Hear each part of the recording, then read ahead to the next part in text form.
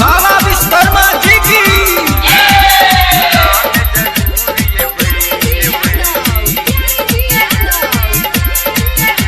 भारती recording studio खनेठा।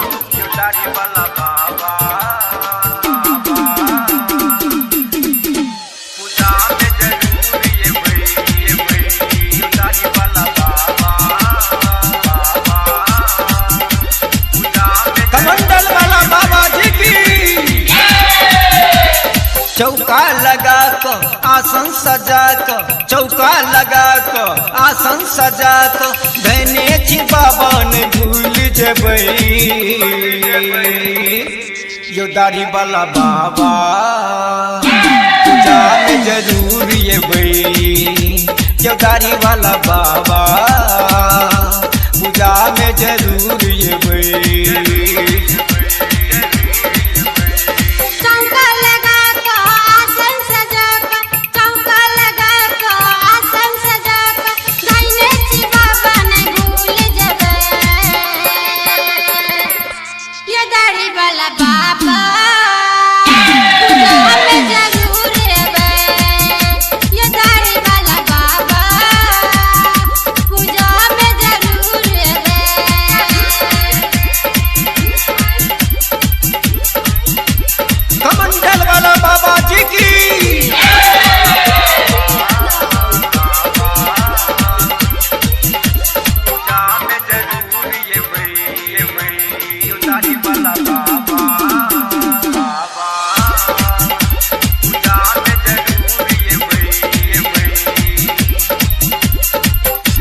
बाबा विश्वकर्मा जी की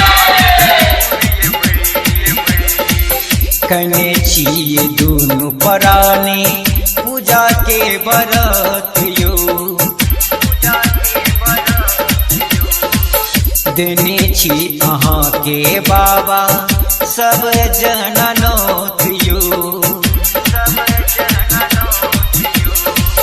केने छिए दोनों प्राणी पूजा के व्रत यो देने छी अहाँ के बाबा सब जननोत यो राखब धन न कठोरी हेबै यो दाढ़ी वाला बाबा पूजा में जरूर एबै यो दाढ़ी वाला बाबा पूजा में जरूर एबै।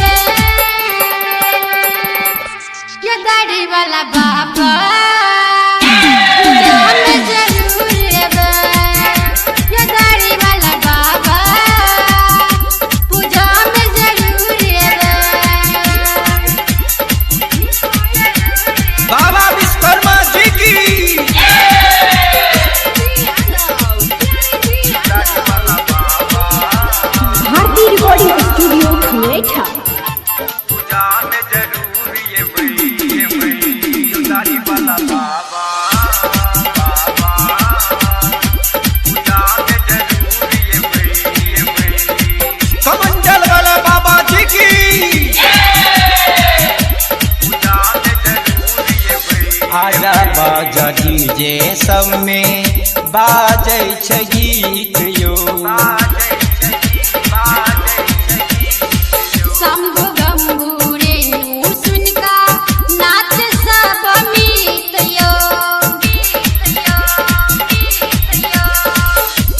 गाजा बाजा डीजे सब में बाजै छै गीत यो। शंभु गंभु रेणु सुन का नाच सब मीत यो। हंसै खेलै के आशीष देबै